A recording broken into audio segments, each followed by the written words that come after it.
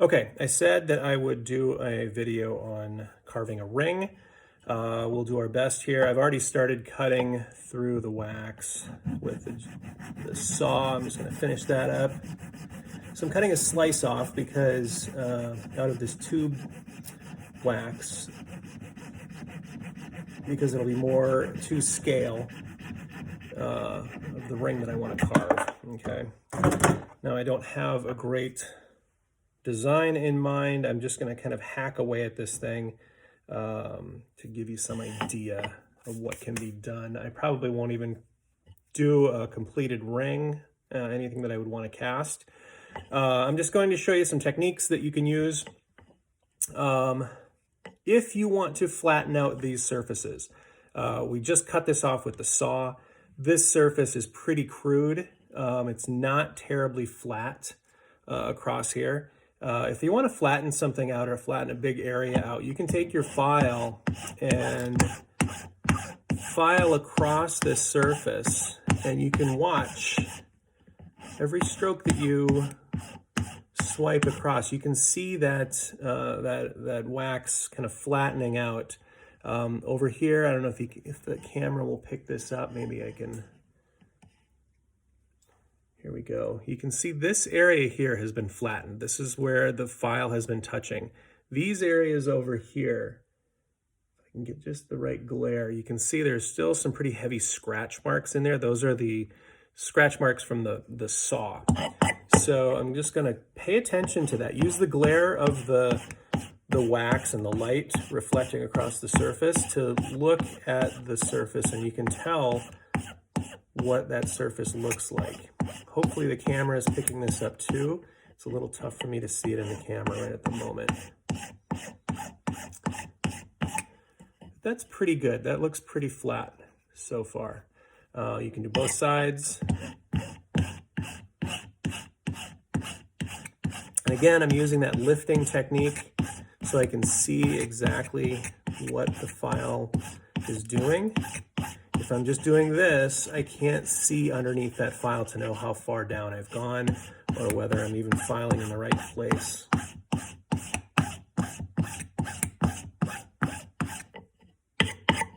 You don't have to have this dead flat. It all depends on what your design is going to be. Realistically, I don't have a design in mind, so I am just showing you how to flatten areas out if you decide you need to. Again, the hole size here, this is about a 4.5 hole size. So if your finger happens to be a 4.5, that's great. Most of you probably are a little bit larger than that. Women's fingers have a tendency to range between 4.5 to 8 or so. Index fingers are usually the largest, so they have a tendency to be a little bit bigger. So if you're just looking to practice carving just to satisfy the assignment, that is perfectly fine, just so that we can see that you've done something and that you've got some experience and you've just got a little bit of knowledge about the casting process. Anyway, the file that we're using now is the big file, more aggressive. There's teeth all the way around the file. So I can come in and I can start removing material anywhere I want. Using either side and the corner of the file as well. This goes pretty quick if you're doing something really aggressive like this, carving into the wax with the corner. Again, always good to have a brush. Toothbrush works just fine. Standing by for something like this, you're going to get a lot of wax flakes and chips kind of all over the place. And it's hard to see through all of that clutter. So it's nice to have a brush standing by that you can use to knock away that stuff and see what's going on. That was really fast and really aggressive filing, creating this, jagged texture up here. Obviously, this is kind of a U shape. It gives you a lot of latitude as to what you're going to do up here. You can certainly taper that in more. If you're going to go with this size ring, you would probably remove some material out here, because that's a pretty thick band and nobody wants to wear a band that thick. So you can pretty easily just come around the perimeter out here, file and shape this. You can shape it however you want. You can make it rounded all the way around. You can make kind of a prismatic kind of effect, a real shallow dome, or maybe it'll come to sort of a prismatic point out there. Totally up to you. You decide how you want to carve this. This is just experimenting and play. You've got enough of the tube, hopefully, that you can practice once or twice just to see how the files work and how your carving tools will work. But in the beginning here, we're just playing. I want to see what the tools will do. I'm just removing some material. There was a whole lot of extra out in the corners out there. So I was just kind of knocking down these two corners out here and out here.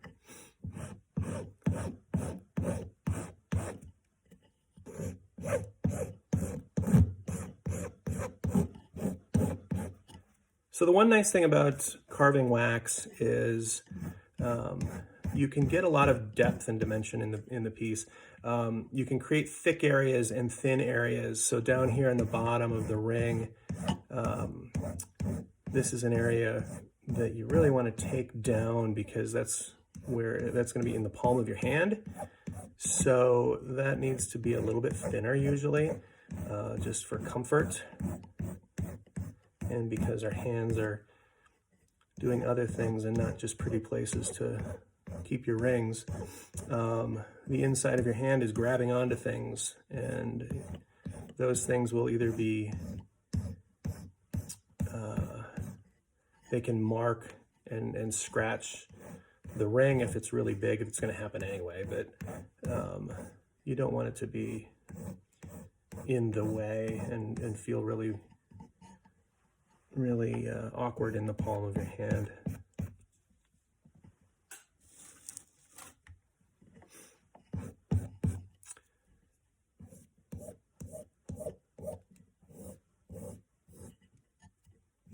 This is still pretty chunky. This is where I start to slow down. I was working pretty fast to remove material, so you can work pretty quick, get to the point where you've removed a good chunk of material, and then you start to slow down a little bit. So you can see here, I've thinned this area out. This is the bottom of the ring. This is the top of the ring.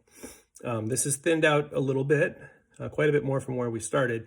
And as I get closer to my finished size, I want to slow down and really start to look at the way the lines are coming together. You know, I've got this this high kind of peak right here that could kind of wander back and forth, or if I wanted it to stay right down the middle, I would really work to refine that to make sure that it stayed right down the middle. But I'm going to make it wander just a little bit. Let's see what happens if I push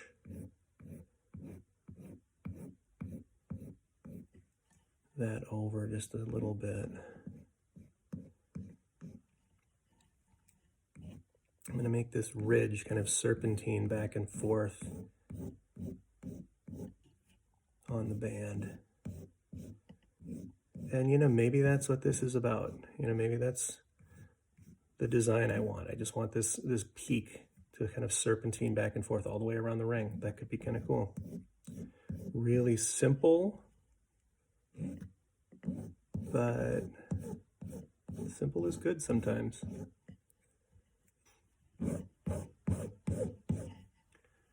All right, let's go back and look at that. I'm really hoping that you can see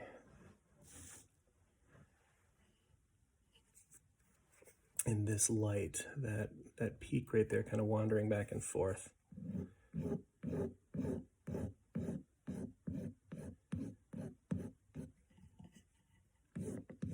And this, once you start to refine the piece, that's where it starts getting fun.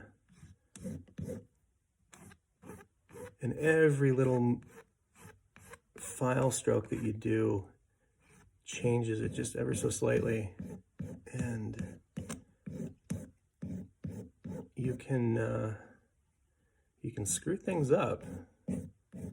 It's really easy to remove material. It's hard to put it back. So that's why I would say start to slow down as you get closer and closer to a final resolved piece. Because you don't want to have one or two extra file strokes mess up your design.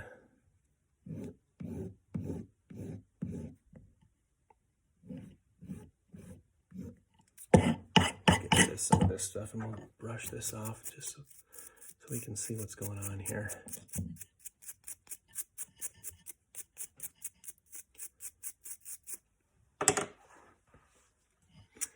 All right, I'm going to see if I can show you here. Hopefully we can see this peak kind of wandering back and forth.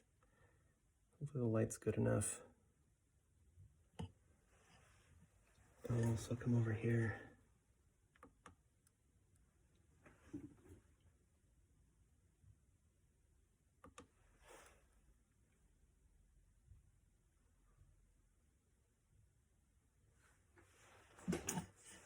Still not crazy about the profile view of this. Needs a lot of work, a lot of refining.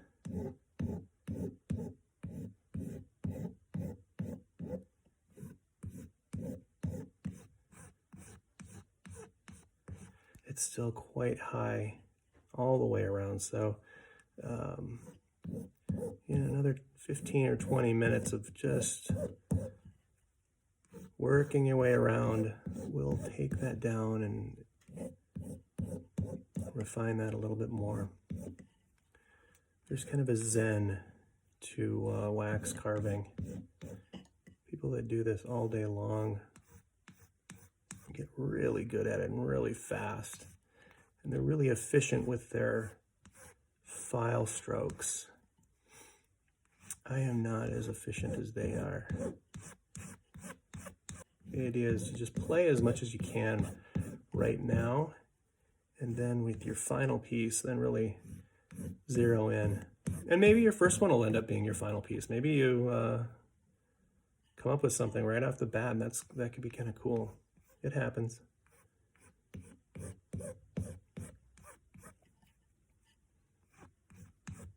So anyway, this gives you an idea.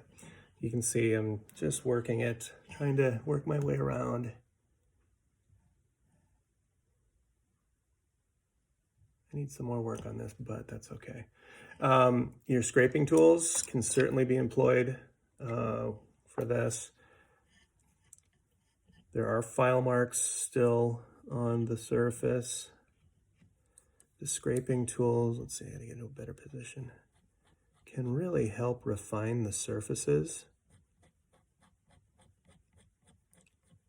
And actually this scraping is something that I love doing because you can really refine and polish that surface, because you're now taking those file marks. You went from the saw frame, the saw marks, to the file marks, and now the scraping really finishes that surface a little bit more. Of course, it works really well on convex curves and convex surfaces. If it was an interior or a concave surface, not quite as easy to control.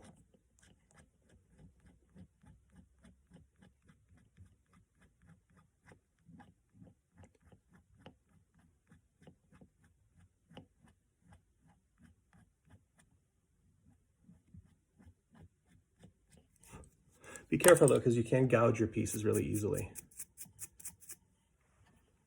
So I think that's about enough for this video. You get the idea. You do have other files, however. Let me just quickly go over those. You've got your smaller needle files, and those can come into play too. They don't remove as much material as quickly, so maybe you use those to help refine these surfaces. Not the file to go to if you've got a lot of material to remove, because this is going to take forever. And they clog a whole lot faster than this big file. So have your brush handy. You can knock that wax out of there. You do have files that have a kind of a half round profile. This is a flat surface, and then the half round here. You can get inside here and remove material if you want to open the hole up a little bit. Very doable, but again, it takes quite a while. We have this tool in the studio at Beaulieu, or in Beaulieu Hall at Carleton, that reams the interiors of these things out, and that works really well. But like I said before, it's a tool that is too expensive to send out to everybody, so it's just not something that's feasible. So anyway, if you want to try carving a ring or two or three, certainly give it a shot. Come up with something maybe more interesting than what I've done here, but this at least gets you dangerous. Okay. Okay, I just wanted to go over removing material on the inside of a ring just really quickly. I'm using this scraping tool. This one seems to be the best profile for me to get inside of the ring. So what I'm doing is I'm just working this on the inside here and scraping material out in order to remove some excess weight that would happen. The inside of the ring isn't very visible, so it doesn't really matter what it looks like. But the thing you do have to pay attention to is, on a ring especially, you want to maintain rails on either side, so you're not scraping all the way out to the edge. This will allow the ring to stay true to size. We're just scraping out a section in the middle here. So make sure that you maintain a rail on this side and on the other side over here, so that that's what sits on your finger, and then the middle portion here gets carved away. And you can carve away quite a bit. And like I said, I'm using this scraping tool. I did also play a little bit with this V-groove chisel, and you can get in there and use that to remove material as well. But we're just basically carving out a channel to lighten the ring, so we're not using so much material when it comes to metal. So I've got a couple of photos that I will also post here in just a second. And notice that when one of the photos, or maybe two of the photos, I'm holding the ring up to the light, and you can see the translucence of the wax. And pay attention to that. That lets you know how close you are to breaking through the wax. You don't want to make it so thin that you run the risk of breaking through.